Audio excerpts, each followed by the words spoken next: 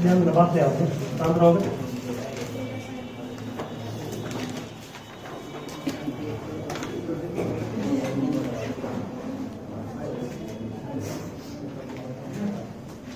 Amphoteric oxide,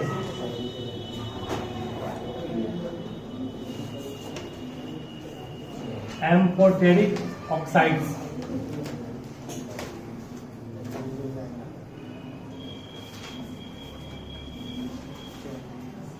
देखो, कुछ metals के ऑक्साइड ऐसे होते हैं जो एसिडिक और बेसिक दोनों बिहेव करते हैं, ठीक है, उसी ऑक्साइड को कहते हैं एम्फोटेरिक ऑक्साइड। देखो, those metal oxide,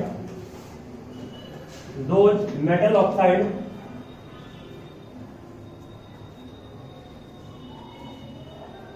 that shows, those metal oxide that shows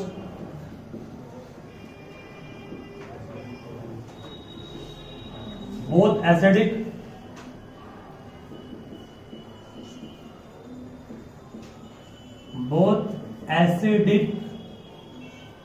as well as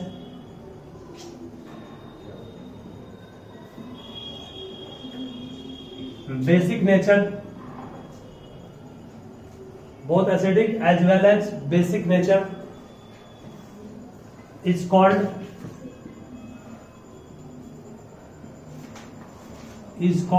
amphoteric oxide, is called amphoteric oxide। इसका एग्जांपल में एक एल्युमिनियम ऑक्साइड दीजिएगा और दूसरा क्या दोगे, जिंक ऑक्साइड।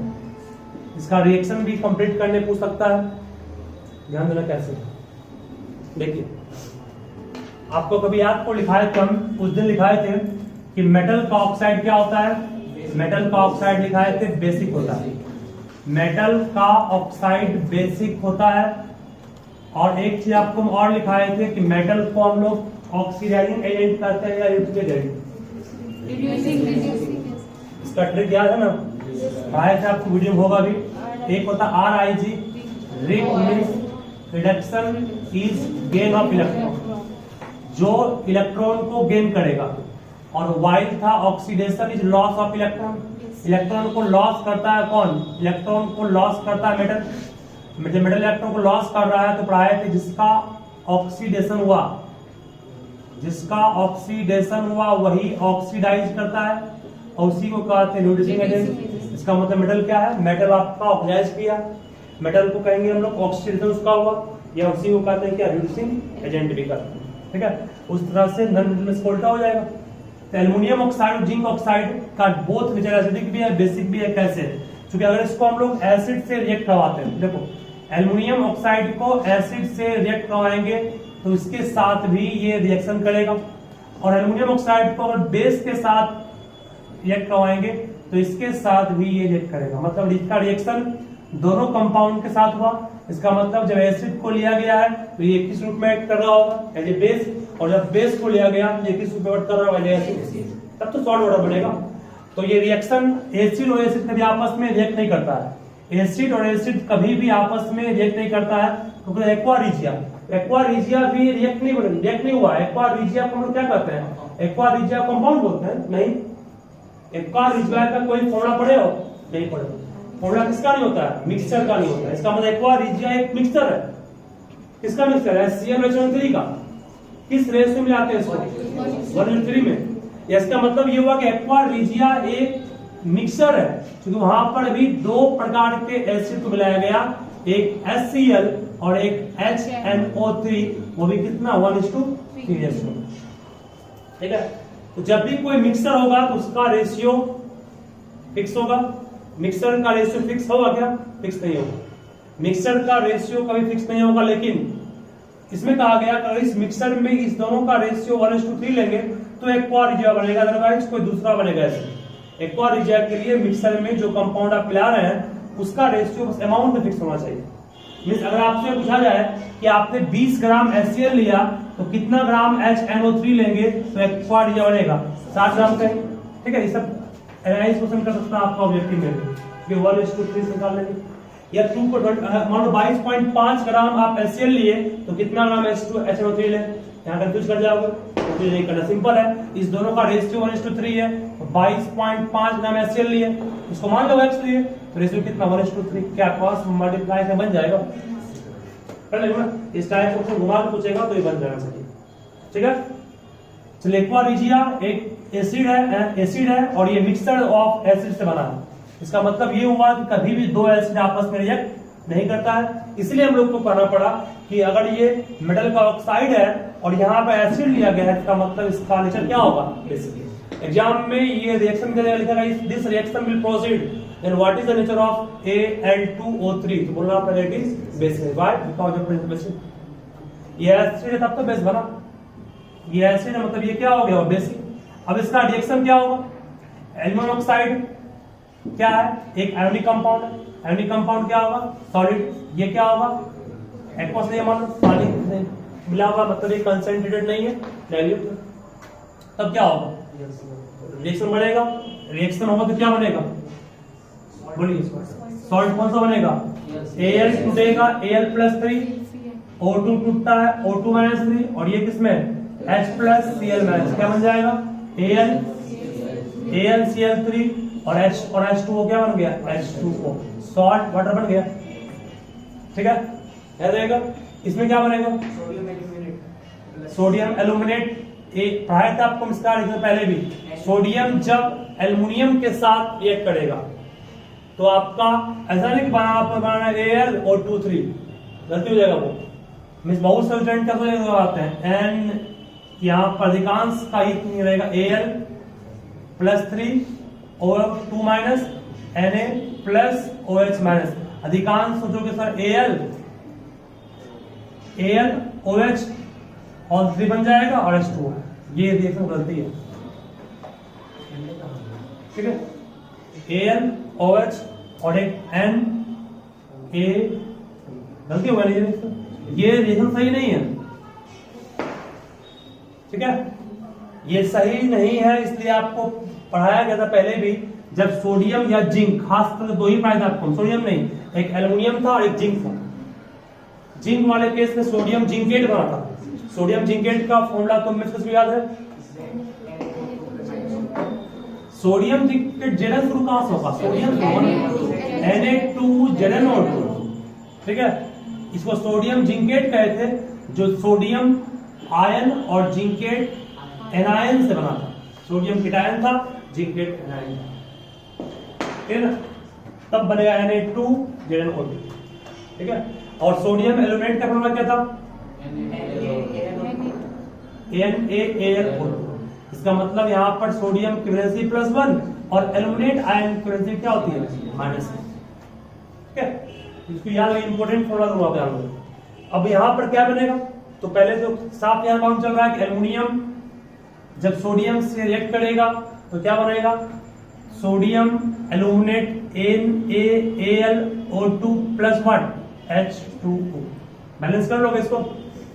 और उसके अगर जिंक के बारे में बात करें तो जिंक अगर रिएक्ट करेगा जिंक का ऑक्साइड किसके साथ HCl के साथ, तो सिंपल बनेगा क्या ZnCl2 +1 H2O, ठीक है।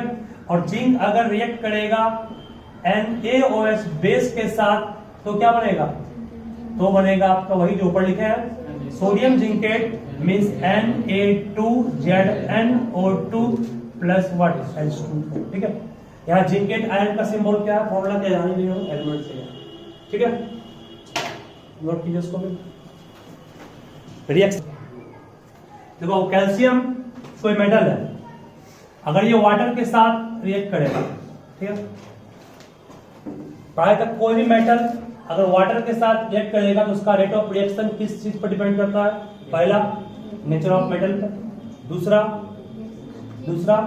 इट्स रिएक्टिविटी पर, और तीसरा नेचर ऑफ वाटर, वाटर कैसा लिया, स्टीम लिए है, हॉट लिया, कोल्ड लिया। अगर स्टीम लेंगे तो ये कम रिएक्टिव भी है, काम चलेगा। अगर ये कोल्ड वाटर लिए हैं तो इसको बहुत अधिक एक्टिव होना पड़ेगा, लाइक पोटासियम या सोडियम। और अगर ये मान लो हॉट लिए हैं तो मॉडरेट होगा रिएक्टिव, एकदम लिस्ट रिएक्टिव, मतलब क्या, हाइड्रोजन से कम नहीं, उसके ऊपर रहना चाहिए, ठीक है। उस केस में वाटर को हमको स्टीम के फॉर्म में यूज करना पड़ेगा। यहाँ पर कैल्शियम जब वाटर के साथ रिएक्ट किया था तो वो हॉट वाटर था, कोल्ड वाटर था, दोनों से करता है, हॉट से भी कोल्ड से भी। तो हॉट और कोल्ड दोनों से करेगा तो कोल्ड हॉट का था, कोल्ड नहीं, हॉट था और स्टीम था, कोल्ड शायद नहीं था, हॉट और स्टीम था। ठीक, हॉट और स्टीम दोनों से करता है, हॉट और स्टीम दोनों से करेगा तो वहां पर स्टीम वाले कैसे बोलो क्या बनेगा? स्टीम वाले में बनता है मेटल का हाइड्रोक्साइड या ऑक्साइड। ऑक्साइड बना था दो केस में,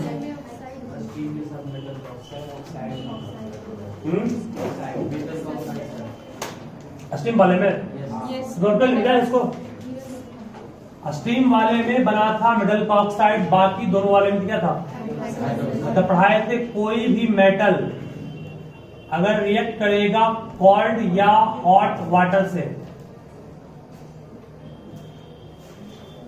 और यहां पर रिएक्ट करेगा किससे? स्टीम से, तो क्या बनेगा? स्टीम से करेगा तो बनेगा मेटल का ऑक्साइड,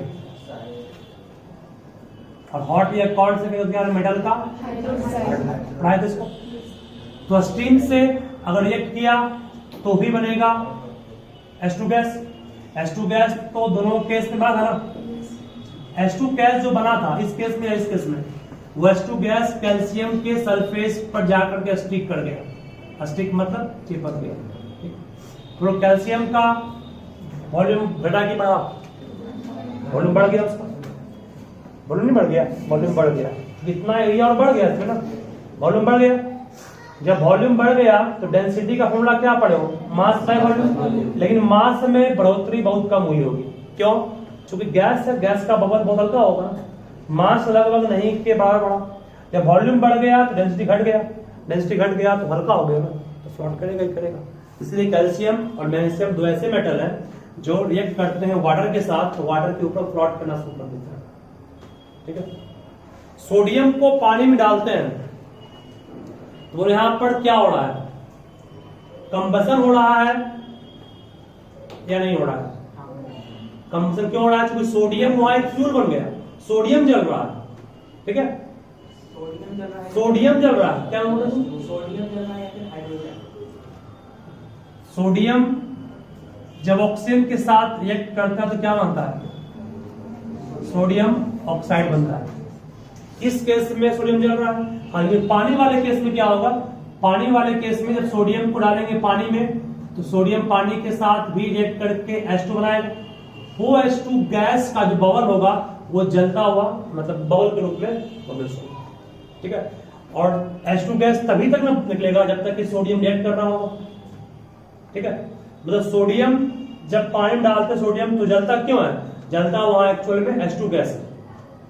ठीक है, और एयर में आप छोड़ते सोडियम को, सोडियम ऑक्सीजन के साथ रिएक्ट करके Na2O बनाया, ये सोडियम जल रहा है, इसका राख बच गया, ऐसे बचेगा। ठीक है, तो इंपॉर्टेंट फैक्ट है, सोचता हूं तो कोई नहीं है, मजल पढ़ लिया, रिएक्ट करता है, इसी तरह से बनता है। हाँ, वाटर वाले केस में क्या हाइड्रोजन जो होता है बबल के रूप में जलेगा। ठीक है, और बाहर में जाते हैं तो वहां सोडियम जलता है। चलो ये हो गया ना, एक पॉइंट नोट कर लोगे। एक और बोलना चाहता था आपको, अभी जस्ट आपको हम पढ़ाए थे एक्वा रिजिया।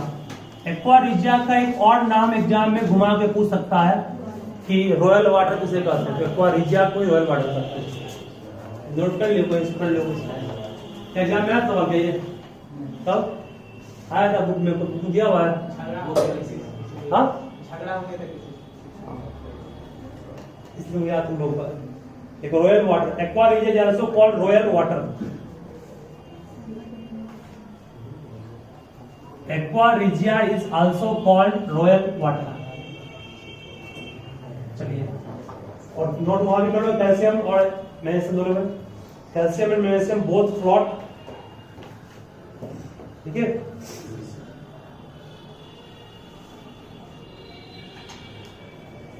तो यहाँ पे हम फिर पढ़ रहे हैं, सुन लो। यहाँ पे डू यू नो में लिखा है, तो कोई बोले भी हम करा कि a piece of sodium metal when thrown in water catch fire. जब एक सोडियम के टुकड़े को हम लोग पानी में डाल देते हैं तो ये फायर कैच करता है, मतलब कि जलना शुरू हो जाता है। कह रहा है इसमें it is not the metal, ये एक्चुअल में मेटल नहीं है, but it is the hydrogen gas. ठीक है, दैट इवॉल्व गेट बर्न्स। चूंकि आप पढ़े होंगे सोडियम जब वाटर में डाले, ध्यान करो कितना इंटरेस्टिंग फैक्ट है। सोडियम को तुमने पानी में डाला तो पानी में ऑक्सीजन जरूर होगा ना? पानी में ऑक्सीजन होगा। पानी में ऑक्सीजन है तो ऑक्सीजन के साथ ये बहुत रैपिडली रिएक्ट करता है, ठीक है। रिएक्ट करेगा तो हीट होगा प्रोड्यूस्ड। वो हीट जो प्रोड्यूस हुआ वो किसको बर्न किया? उस हाइड्रोजन को बर्न किया जो प्रोड्यूस रिएक्शन निकाला, ठीक है। मींस यहाँ दो रिएक्शन साथ में हो रहा है। एक सोडियम को मिल गया ऑक्सीजन भी और एक सोडियम को मिल गया क्या? वाटर भी। तो वाटर से रिएक्ट किया तो बनाया H2 गैस और ऑक्सीजन से रिएक्ट किया तो क्या बनाया आपका? ऑक्सीजन से रिएक्ट किया तो बनाया आपका Na2O प्लस वाट हीट बनेगा। वो हीट जो होता है वो इसको बर्न करता है। अब इसका इतना हीट इसमें कि सोडियम उतना अधिक जल क्यों नहीं पाता है? क्योंकि वहां पानी है, तो पानी जो हीट होता है उसको वो कम करने का काम करता है। और ये जल क्यों आता है H2? क्योंकि H2 जो होता है वो हाईली कम्बस्टेबल सब्सटेंस, पढ़े होगे, इसका कैलोरीफिक वैल्यू बहुत हाई होता है।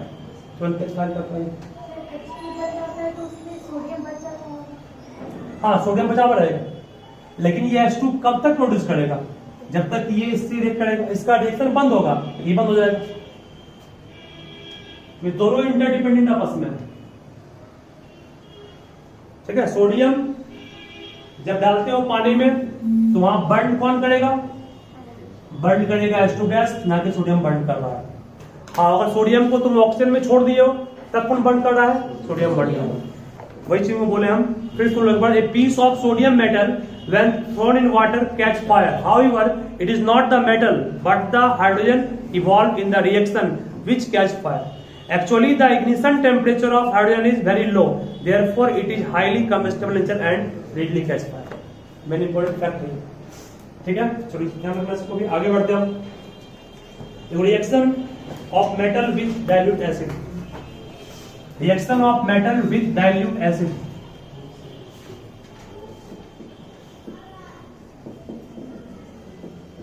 Reaction of metal with dilute acid. Simple ये भी है।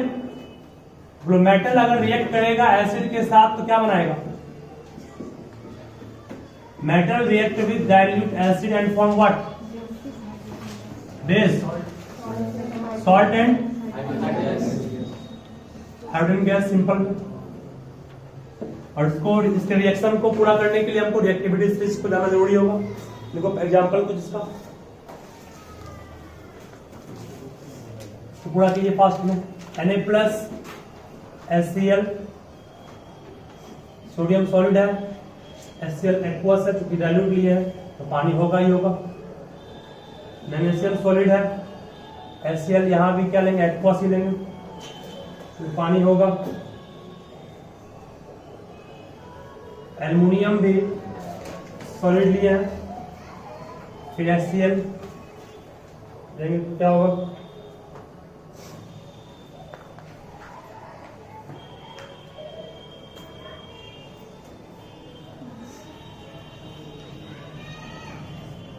और जिंक और HCl वाले में क्या होगा? रिएक्शन पूरा कर लोगे ना। इसमें एक और इम्पोर्टेंट क्वेश्चन है। कुछ ऐसे मेटल्स हैं जिनको हमको लिखाए थे पहले हम, जिसके ऊपर क्या बनता है? एक, सुनो ध्यान से, कुछ ऐसे मेटल हैं जिसको एयर में एक्सपोज करते हैं तो उसके ऊपर एक प्रोटेक्टिव लेयर बनता है। जनरली पढ़ते हैं कि ऑक्सीजन के प्रेजेंस में कोई चीज में प्रोटोन लगता है, जैसे आयरन खास करके। लेकिन कुछ मेटल्स के ऊपर एक लेयर बनता है प्रोटेक्टिव, उसका नाम क्या है? एल्युमिनियम और जिंक। ये दोनों मेटल्स को जब HCl के साथ हम लोग रिएक्शन शुरू करेंगे तो रिएक्शन शुरुआत में काफी स्लो होगा। काफी स्लो क्यों होगा? क्योंकि एल्युमिनियम और जिंक के ऊपर पहले से एक लेयर बना हुआ है। ये लेयर इस रिएक्शन के रेट को कम करेगा। जब तक HCl उस पूरे एल्युमिनियम के ऊपर लेयर बना हुआ है, वो उस लेयर में उस लेयर का ऊपर जो कुछ बना हुआ है वो पूरा सब्सटेंस जब HCl में घुल जाएगा ना, तब रिएक्शन का रेट बढ़ेगा। सब्सटेंस उसके ऊपर लगा हुआ है ऑक्साइड, वो जैसे बेस के जैसा भी काम करेगा। क्या बोले? बेस के जैसा भी काम करेगा। कैसे? उसके ऊपर सिर्फ ऑक्सीजन का ही लेयर होता है, वो एटमॉस्फेयर में ऑक्सीजन तो नहीं है, इवेंट टाइप गैस है ना, वहां तुमको ऑक्साइड का लेयर दिखाई नहीं थे। हम मानते हैं कि सबसे प्रोडक्टिव लेयर आपका ऑक्साइड का ही होता है, लेकिन एल्युमिनियम और जिंक वाले केस में उसके ऊपर जो लेयर बना वो लेयर बेस का ही होगा, वो तब जब सिर्फ ऑक्सीजन हो। सल्फर का रहता, CO2 का रहेगा लेयर, तो तू आपका चेंज करेगा मीडियम उसका, ठीक है। इसके ऊपर जो लेयर बनता है वो लेयर इसके रिएक्शन को क्या करता, स्लो करता है शुरुआत में, लेकिन ये एसिड जब इस लेयर के कांटेक्ट में आएगा तो इस लेयर को अपने आप में डिसॉल्व कर देगा। जब ये लेयर घुल जाएगा तब एसिड का रिएक्शन अब मेन एल से होगा, एल्युमिनियम से होगा, तो रिएक्शन रेट क्या आपका बढ़ेगा, ठीक है। तो पूरा कर लिए इसको, पूरा सिंपल बन जाएगा। ये देखो Na का वैलेंसी प्लस होगा, HCl का H प्लस Cl माइनस क्या बनेगा, NaCl2, और क्या बनेगा NaCl, यहाँ पे क्या बनेगा MgCl2, और क्या बनेगा H2, यहाँ पड़ेगा AgAlCl3 प्लस व्हाट H2, और यहाँ ZnCl2 H2। ठीक कर लेंगे बैलेंस इसको हम लोग, ठीक है। बस ये मेन क्वेश्चन ध्यान दिया, एल्युमिनियम क्यों स्लो रिएक्ट करता शुरुआत में, और तब तक वो स्लो रिएक्ट करेगा जब तक कि HCl उसके लेयर को उड़ा नहीं दे, ठीक है। चलिए आगे बढ़ते हैं। फिर क्या कॉपर HCl के साथ रिएक्ट करेगा, क्यों नहीं करेगा, जो कॉपर हाइड्रोजन से कम रिएक्ट करेगा। तो ये भी आपको लिखाए थे कि कुछ मेटल्स कुछ ऐसे, अधिकांश ऐसे मेटल्स हैं जो HNO3 के साथ रिएक्शन ही नहीं करते हैं, रिएक्ट करते हैं बट H2 फॉर्म नहीं करते हैं। पढ़ा है इसको ना, भूल गए इसको ना। देखो some of the most of the metal except magnesium and manganese, most of the metal except magnesium and manganese, most of the metal except magnesium and manganese do not produce H2 gas,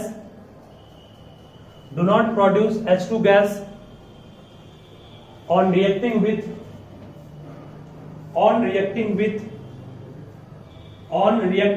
dilute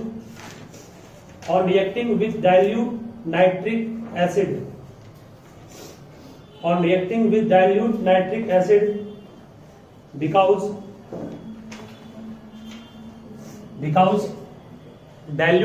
acid, because dilute nitric acid is highly a strong oxidizing agent,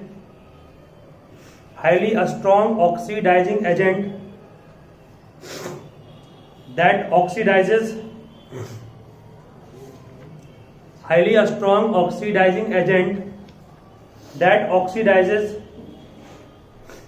the produced H2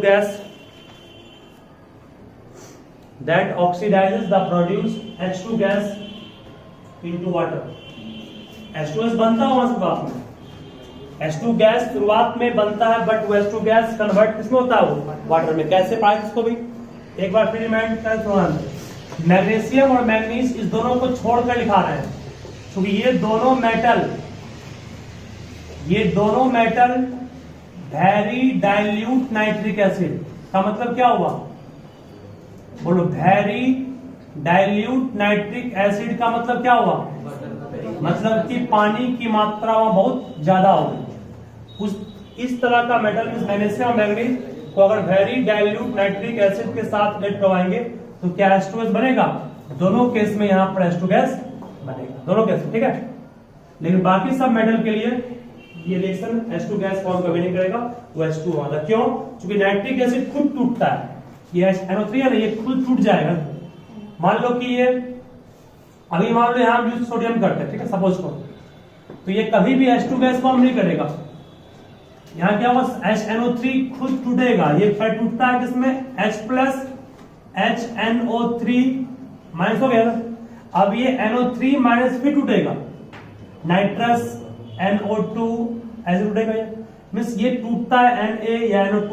इस ये टूटने का जो तरीका इसका है वो depend करता है किस चीज पर, वो डिपेंड करता है पहले कंसेंट्रेशन ऑफ एसिड पर, एसिड का कंसेंट्रेशन क्या लिया, दूसरा डिपेंड करता है नेचर ऑफ मेटल पर, मेटल क्या है, ठीक है। इसके अनुसार टूट करके आपका बनता है। तो एक और निकला तो बनेगा H2, यहाँ ही बनेगा H2O, मतलब वाटर जो बनेगा वो दोनों कैसे बनेगा, वाटर है, बट यहाँ पर जो कंपाउंड बनेगा वो चेंज कर जाएगा, ठीक है। मतलब कहना ये चाह रहे कि सोडियम या कोई मेटल ले लो, मैग्नीशियम मैग्नीशियम को छोड़ करके सारे केस में H2 कभी नहीं बनेगा, H2O बनेगा, क्योंकि नाइट्रिक एसिड खुद टूट जाता है और प्रोड्यूस करता है किस चीज को, ऑक्सीजन को प्रोड्यूस करता है, और वो ऑक्सीजन डिपेंड किस पर करता है, नाइट्रिक एसिड कंसंट्रेशन पर और मेटल के नेचर पर, ठीक है। ध्यान रखिए ये भी इंपॉर्टेंट क्वेश्चन है। चलिए आगे बढ़ते हैं, फिर हम लोग लिखा दिए ना, इसका रिएक्शन नोट करो तो नोट कर लो, मैग्नीशियम का, मैग्नीशियम और मैग्नीज का रिएक्शन नोट कर लीजिए। वहां पर जैसे रिएक्शन करता है वैसे ही करेगा। यहाँ मैग्नीशियम लोगे, ये HNO3 लोगे, एक्वस, क्या ये वेरी डाइल्यूट, मीन्स पानी की मात्रा बहुत अधिक इसमें है। दूसरा मैग्नीज लेंगे, यहां भी ये एक्वस ही लिया गया है, ये भी क्या है, वेरी डाइल्यूट, मीन्स पानी का अमाउंट यहां भी बहुत एक्सेस है। रिएक्शन सब कुछ कर लोगे, चलो पढ़ाई थे आपको, रिएक्शन अगर नहीं हो रहा है तोड़िए उसको। मैग्नीशियम की वैलेंसी क्या होती है +2, HNO3 टूटने पे क्या बनाएगा H plus NO3 minus, manganese का भी क्या होता है +2, ये टूटेगा H प्लस NO3 माइनस, और यहाँ क्या बनेगा M+2 और माइनस से मर्ज करेगा आपस में तो बनेगा MgNO3 का all 2 plus what H2 gas, यहाँ H2 बनेगा ये आपने एसिड लिया है वेरी डाइल्यूट इसीलिए, और यहाँ क्या बनेगा manganese nitrate MnNO3 all 2 plus H2, balance कर लेंगे उसको, ठीक है। बस यहाँ पर इस दोनों वाले केस में एज यूजुअल जिस तरह सारा के वैसे करेगा, बाकी सब में वैसा सब नहीं हो पाएगा, इसको बिल्कुल ध्यान रखिएगा। चलिए हम दोनों बुक कवर करके बोल रहे हैं, कुछ ऐसा पॉइंट छूटे नहीं तो आप लोग को दिक्कत फिर आगे होगी।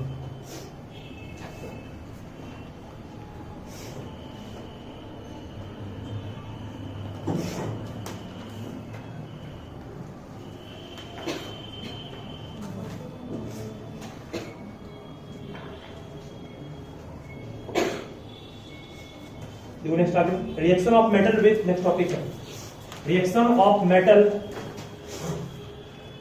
With solution of, reaction of metal with solution of other metal salt, reaction of metal with solution of other metal salt.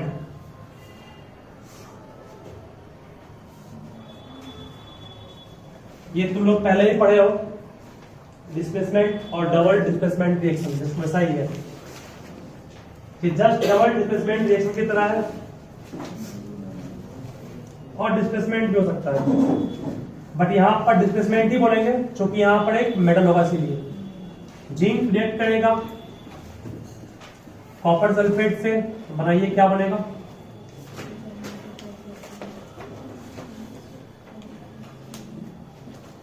Zinc react करेगा आयरन सल्फेट से, तो बताना है क्या होगा। कॉपर सल्फेट का ब्लू कलर क्या होता है, ब्लू, ब्लू। आयरन सल्फेट का लाइट, इसको याद रखिएगा। जिंक सल्फेट का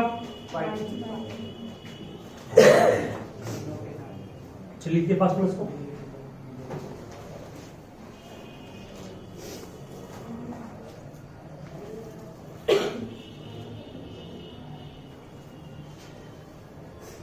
what is the colour of iron,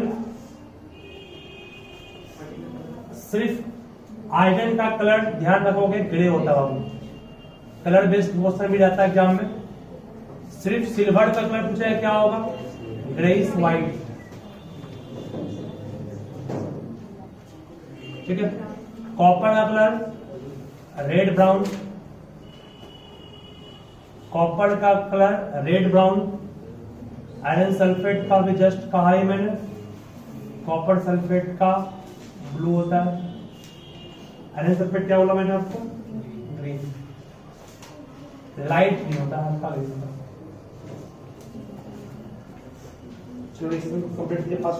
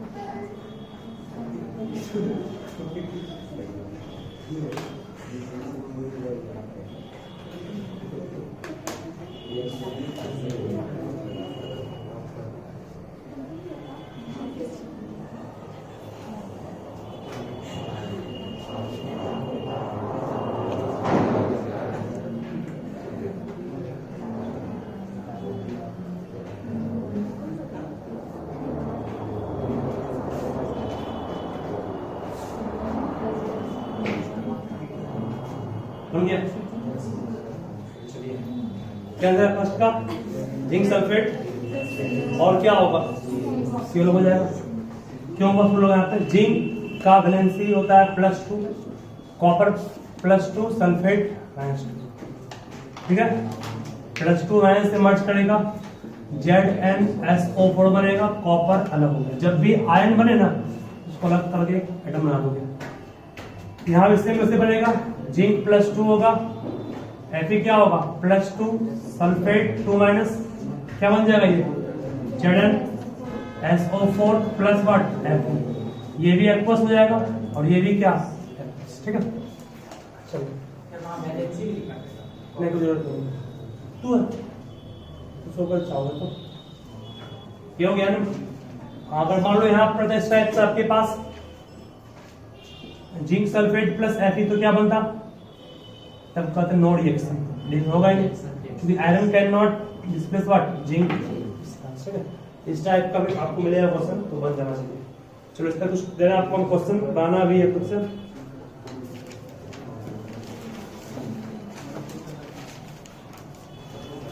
Which of the following pair,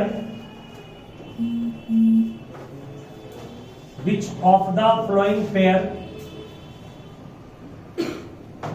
will give displacement reaction? Which of the following pair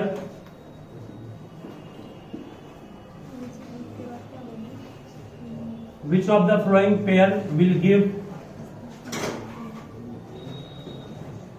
displacement reactions?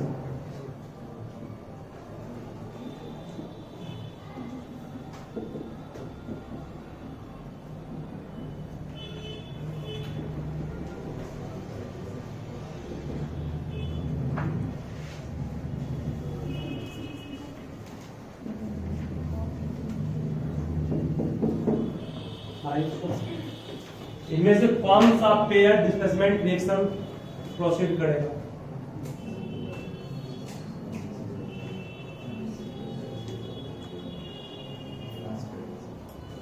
ये करेगा, ये कभी नहीं करेगा। जो कॉपर तो खुद कम रिएक्टिव सोडियम से नहीं होगा इसमें। एल्युमिनियम में इससे अधिक की क्या कम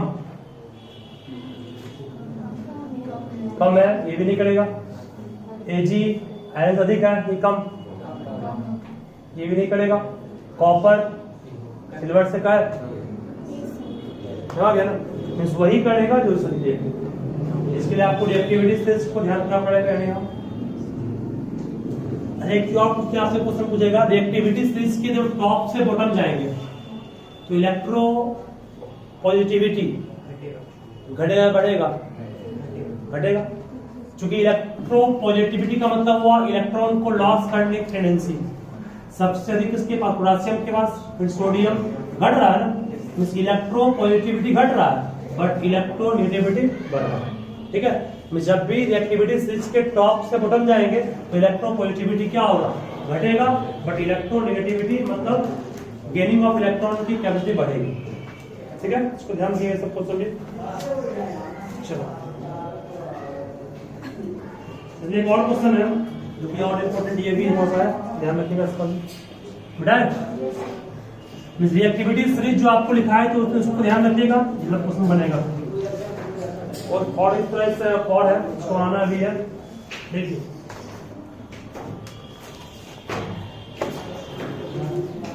ये इस टाइप से मेटल का ऑक्साइड है, यहाँ पर है,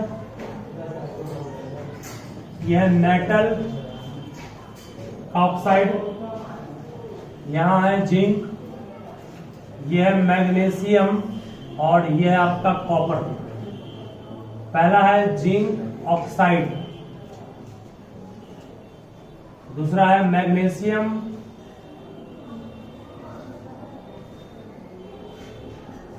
ऑक्साइड और तीसरा है कॉपर ऑक्साइड। क्वेश्चन में कह रहा है कि zinc oxide, magnesium oxide and copper oxide were heated turn by turn, तीनों को बारी बारी हीट किया। तीनों को टर्न बाय टर्न मतलब क्या, बारी बारी हीट किया। टर्न बाय टर्न ये लैंग्वेज कहीं भी यूज करें तो समझना बारी बारी से, ठीक है। टर्न बाय टर्न, एक के बाद एक यूज किया गया with zinc magnesium and copper. और रिएक्शन किसके साथ किए हैं, देखो जिंक ऑक्साइड जिंक के साथ, फिर Mg के साथ, फिर कॉपर के साथ। MgO को जिंक के साथ, इसके साथ, और ठीक है इस तरह से। मतलब कि कहा गया zinc oxide, magnesium oxide and copper oxide were heated, इस तीनों को हीट किया गया। एक बार जिंक ऑक्साइड को जिंक के साथ हीट किए, फिर इसको Mg के साथ, फिर इसको कॉपर के साथ, फिर इसको भी, ठीक है, फिर इसको भी। तो क्वेश्चन में कहा गया, बताइए आप कि in which case you will find displacement reaction will take place, इनमें से किसमें डिस्प्लेसमेंट होगा और किसमें नहीं होगा। पहला होगा नहीं, जिंक कभी जिंक को डिस्प्लेस करेगा ही नहीं। Mg करेगा जिंक को, ठीक, मार देंगे इसमें। कॉपर करेगा जिंक को नहीं, कॉपर कम रेटिव है ना। जिंक मैग्नीशियम करेगा नहीं, करेगा। मैग्नीशियम कभी भी मैग्नीशियम करेगा नहीं, नहीं। इसमें यस यस गया ना, ठीक है। सब रिएक्टिविटी से बेस्ट है, उसको ध्यान रखना पड़ेगा मुझे। फिर इसमें क्वेश्चन पूछा गया, ध्यान देना सर, प्लास्टिक और देना है।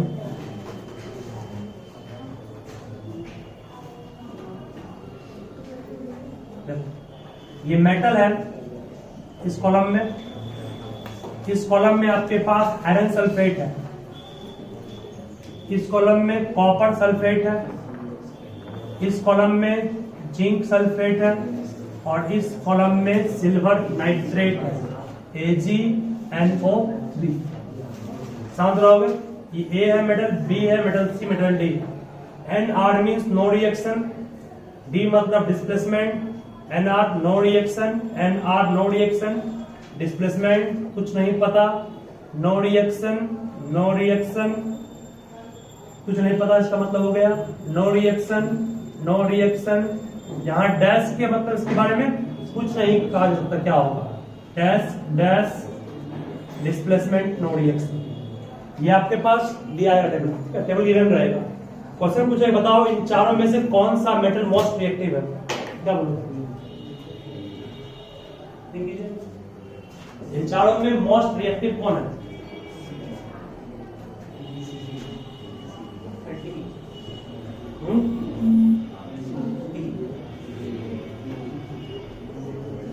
देखो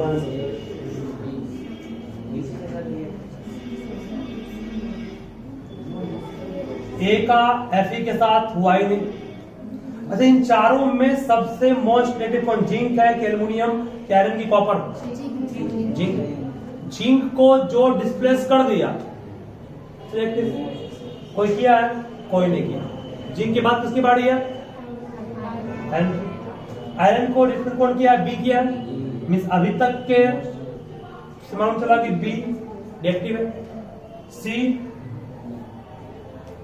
बोलिए, सी ने डिस्प्लेस किया Ag को सिर्फ, इसका मतलब बी सबसे रिएक्टिव हो गया। सी ने डिस्प्लेस किया सिर्फ Ag को, और ए ने रिप्लेस किया कॉपर को, Fe को नहीं किया, मतलब कॉपर से कम रिएक्टिव है वो कौन, ए, तो सबसे मोस्ट कौन हो गया, बी नहीं हो गया मोस्ट, ठीक है। फिर बोलना पड़ेगा, तो आपको जज करना पड़ेगा, सोच कर वो ए ने Fe को रिप्लेस किया नहीं किया, मींस ए Fe से कम रिएक्टिव, ए ने कॉपर को किया तो कॉपर से अधिक रिएक्टिव है, बाकी इसके बारे में कुछ नहीं कहा गया। और यहाँ पर डिस्प्लेसमेंट क्या होगा ना, सी ने एजी को किया, बी क्या डी ने बी ने एबीओ किया ना, इन सबको सिंपल ये करेगा ही, कॉपर को करेगा ही, इसके बारे में नहीं लिखा, कुछ के बारे में कहा नहीं गया, डैश का मतलब इसके बारे में कुछ नहीं कहा गया। कहाँ रो सर, अरे जिंक अधिक रिएक्टिव आयरन से है ना, जिंक आयरन से ज्यादा रिएक्टिव है, तो दोनों से का मतलब ये इससे अधिक रिएक्टिव है कौन, बी, बट जिंक से रिएक्टिव नहीं है, जिंक से अधिक रिएक्टिव कोई है क्या इसमें, और मतलब बी ने सिर्फ और सिर्फ जिंक को किया, हमारे ख्याल से इस चारों में सबसे मोस्ट रिएक्टिव कौन है, मोस्ट जिंक है। जिंक को डिस्प्लेस किसने किया, जिंक को डिस्प्लेस कोई किया है नहीं, जिंक के बाद कौन बचा, आयरन कौन किया, सिर्फ ए किया, इसका मतलब बी किया ना, इसका मतलब बी जो आपका है मोस्ट रिएक्टिव, ठीक है। सबसे तुलना करना पड़ेगा चारों पांचों से, मजा आ जाता, इसी में तुम लोग फंसोगे। उसके बाद पूछा है, बताओ इनमें से what would you observe when metal B is added to copper sulphate, metal B को कॉपर सल्फेट में ऐड कर देंगे तो क्या होगा, बिल्कुल रिएक्शन होगा, क्योंकि जब आयरन को रिप्लेस कर सकता है तो कॉपर को नहीं करेगा, करेगा। इसका मतलब कि when B is reacted with copper sulphate then displacement reaction will take place, ठीक है। एक और भी क्वेश्चन दिया हुआ है, बताओ ए बी सी डी चारों को आप अरेंज कीजिए रिएक्टिविटी के अनुसार डिक्रीजिंग ऑर्डर में, कीजिए पास